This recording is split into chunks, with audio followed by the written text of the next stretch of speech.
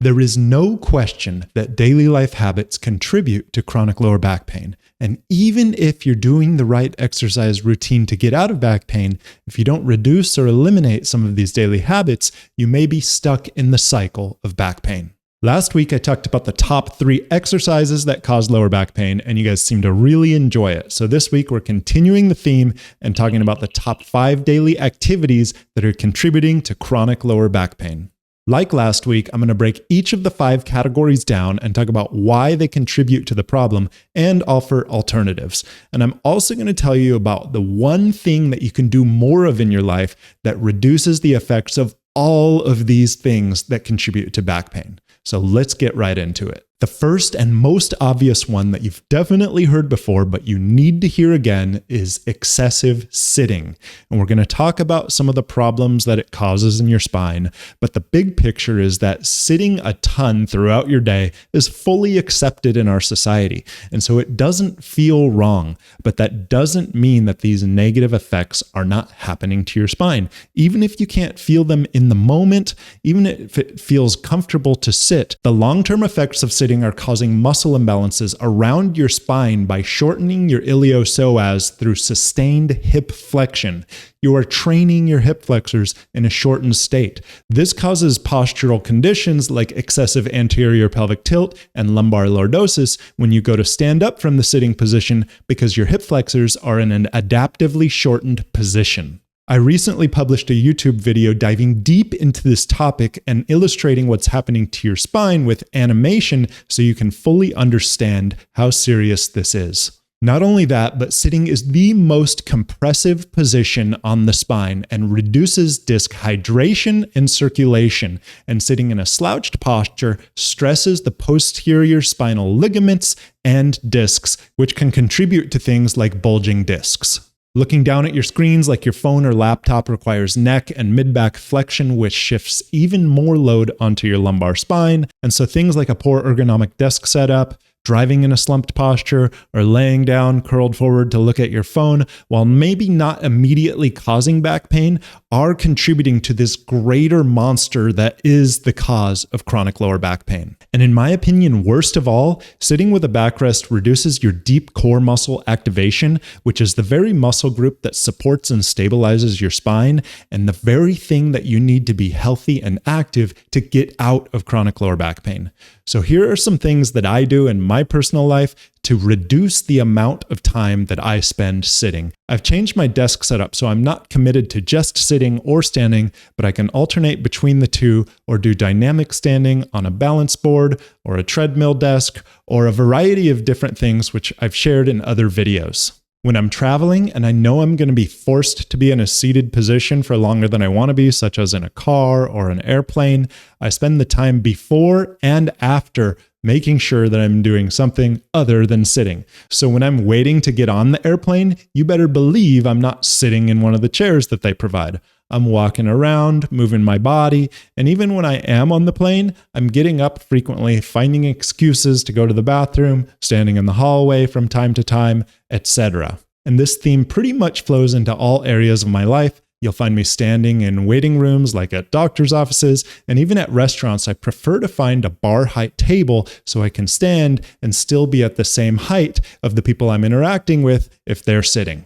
Let's move on to the next category, which is poor sleeping positions and or mattress support. And I've recently put out 2 YouTube videos on this very topic, one focused on sleeping positions and some alternatives that can be really helpful for getting out of back pain when you wake up in the morning, and also a research-based video on the best and worst mattresses for sleeping and back pain. If you want to dive deeper into those topics, you can check out those videos. But in a nutshell, sleeping on a soft or old mattress that has saggy spots is one of the worst things you can do for getting out of back pain, because that puts your spine out of alignment for several hours straight and can lead to morning stiffness and pain when you wake up.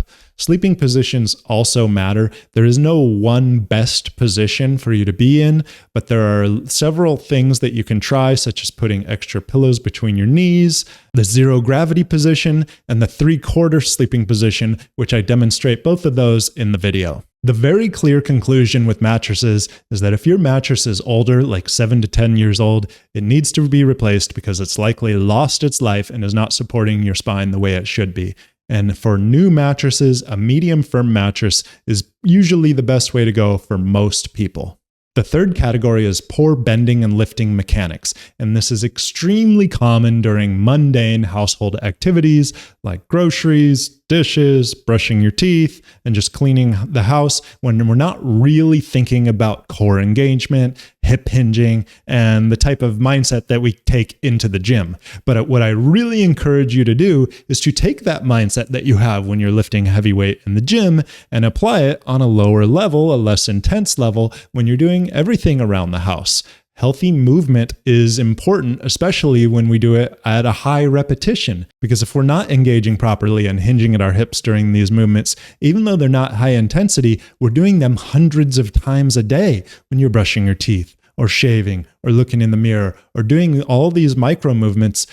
At a high level of repetition, they do have an impact on your spine, especially day in and day out. So it's very important to have a mindset of healthy body mechanics wherever you go. So I like to think of it as gymifying whatever you're doing. Imagine that you're in the gym when you have to clean up the house and pick up things and just move in a more athletic way, because this is likely going to be a healthier way to move for you. Probably a little bit more fun, and it's just not having that negative impact of compressive forces on your spine when you're repeatedly forward bending at your lumbar spine instead of your hips, which is the hips are just a much better designed joint for that motion. They have much more cartilage. They are ball and socket, which is mechanically superior to the disc design, and they have the most powerful muscles in the body that can leverage them, such as the glutes and the hamstrings. So bring that hip hinge with you, even if you're doing small micro movements, and you will feel a noticeable improvement in the health of your lumbar spine. Now, I realize this fourth category might be a controversial one, but what are you putting on your feet? Your feet are your connection to the ground. They offer you what's called proprioception, to feel the earth beneath you and to respond and react to them. And if you're putting highly supportive or highly cushioned shoes on your feet, it is removing your body's sense of proprioception to be able to react to the ground, to be able to engage the right muscle firing pattern. This goes all the way up the chain through your spine, and it is a huge factor in your whole body's posture and function. And so, in my personal opinion, the best thing is being barefoot. But if you can't be barefoot for some reason, getting as close to that as possible with your footwear is the best thing that you can do to healthily move across this ground that we have to walk on. And the idea that providing more support for your feet is going to support your spine better just does not make biomechanical sense to me.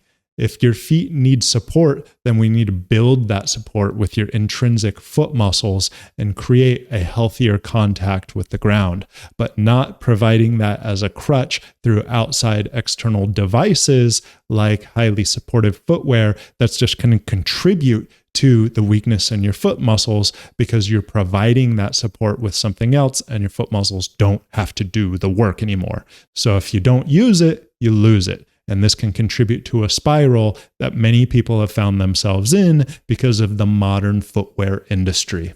For the fifth and final category, and this is not a fun one, chronic stress. This does affect your lower back because we carry stress in our bodies through muscle tension. And chronic stress leads to chronic muscle tension. And chronic muscle tension leads to muscular imbalances because it's only some of the muscles that carry that tension, like your upper traps or your hip flexors. And other muscles are chronically inhibited because of something called reciprocal inhibition. And this leads to global muscle imbalances throughout the body, affecting your posture. And guess what's right in the middle of your body, your spine, and your posture? Your lower back. So it's often one of the first things to speak up when there's a global body imbalance. So how do we deal with chronic stress? getting outside, taking the steps that you need to do to address the problem. I'm not a psychologist, so this is not my area of specialty, but addressing it somehow is going to be helpful for your lower back. For me personally, I love to get outside in nature and move my body. It helps me to release the stress and just take in the healing properties of the trees or the water or the electronegativity of the waves crashing or the waterfall or whatever it is that you can find out there that's going to help to just ground yourself. And that leads me to the final thing I want to share with you today, which is the one thing you can do more of in your life that will significantly reduce all of these factors of daily habits that are contributing to your back pain.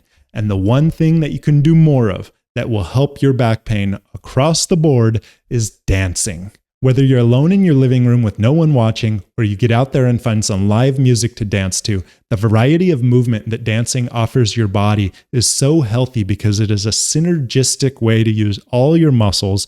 The variety does not give you repetitive trauma or stress like standing at a computer or sitting at a computer does. And it's also a great source of stress relief. You can release a lot of chronic muscle tension through dancing. And it also activates healthy muscles because it involves your core and your deep abdominals, which are the muscles that support and protect your spine.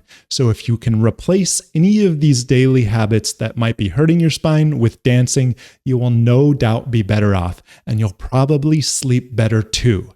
So the only thing you got to make sure is you have something healthy on your feet or nothing at all, so you can feel the ground and let the music flow through you. So I hope you found these tips helpful. Let me know down in the comments below if you have any other ideas. I'll be back next week to talk about a different topic for getting out of the back pain cycle for good. And until then, get down on the floor and connect to your core.